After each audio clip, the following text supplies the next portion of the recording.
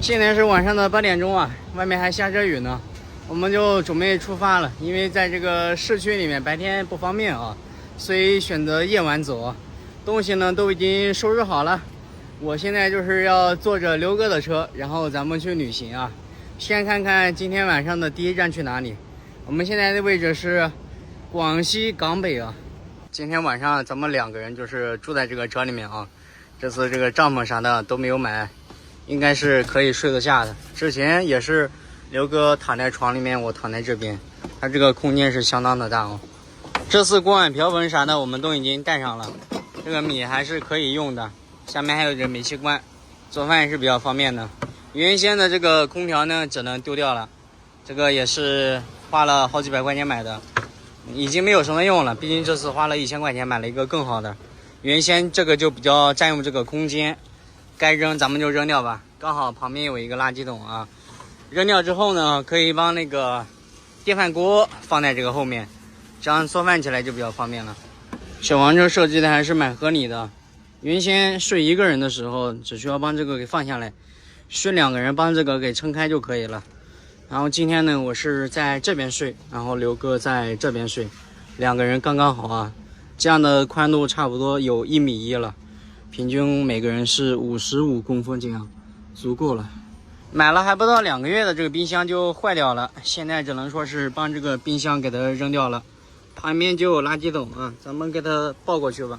这次损失还蛮大的，第一个是空调咱们不用了，第二个是冰箱坏了，2个加在一起差不多就是1000块钱了。但也是没有办法啊，很多这种家电都是消耗品，尤其是在这个户外，大部分的情况下只能用个1年到2年，如果情况不好的话，就像现在一样，用个2个月左右就不能用了。雨越下越大了，赶紧帮这个太阳能板给它收起来吧。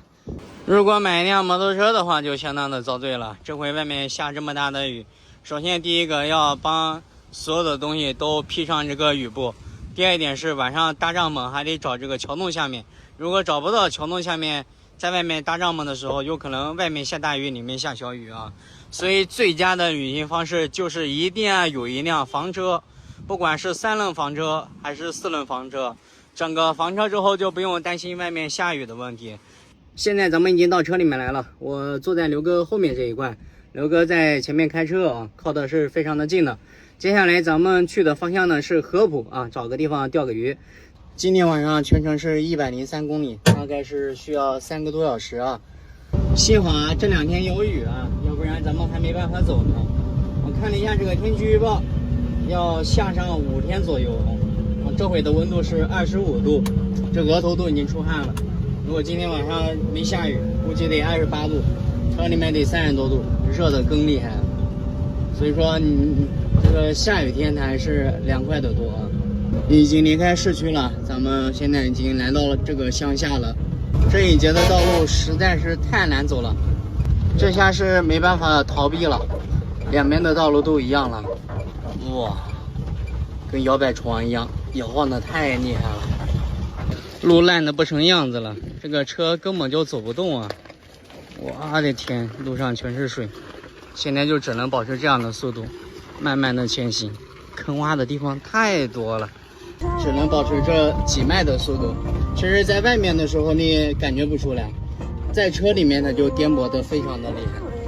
车里面太热了，我们现在帮这个空调给它打开，吹一吹这个冷风啊，还是有这个风的，效果挺好。摇晃的是真厉害，就像坐船一样。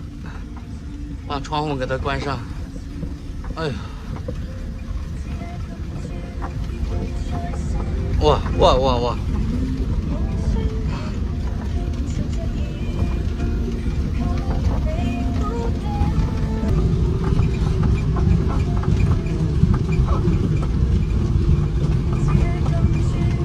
比较颠的道路终于是走完了啊，这回口干舌燥。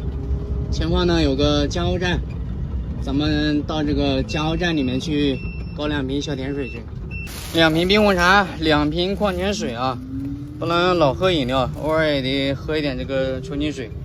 现在来上一口吧，车里面非常的凉快了，这空调的效果就是好啊。短短的这10多分钟吧，这个额头的汗全部没了。感觉还凉飕飕的。今天晚上的路途真的是很漫长啊，已经是夜里的10点钟了，出来差不多快2个小时了，才跑了20公里啊，实在是路况太差了啊。现在是夜里的11点40，马上12点钟了。我在刘哥的车里面还睡了一觉，这个刘哥到现在也没有休息啊。咱们现在找一下，看看附近有没有充电桩。今天就早一点这个休息，然后明天一口气跑到地方吧。外面又开始下雨了。今天晚上呢，咱们就在这个镇子上面休息了啊。刚好镇子上面有个充电桩，就停在人家家的这个家门口吧。大概6个小时，早上的7点钟左右，车就可以充满了。旁边那个快充是坏的，只能说是到慢充这边来充个电了啊。刚好停在的是别人的屋檐下。本来可以停在这个路边的，但是这边有个油车帮位置给占了，咱们没办法啊，只能帮车给开上来了。这回这个雨也是越下越大了。现在刘哥需要帮这个床给整一整啊，容下咱们2个人睡觉。现在已经帮侧面的板子打开了，还挺结实的，这个人踩在上面都可以。我现在已经躺到刘哥的车里面来了，搞个这彩色的灯还怪好看的啊，你看。睡2个人刚刚好啊！我的话是睡在左边，然后刘哥睡在右边。空调呢是在后面这一块，风口对着咱们这个方向吹，流下去，然后循环整辆车，非常的凉快啊。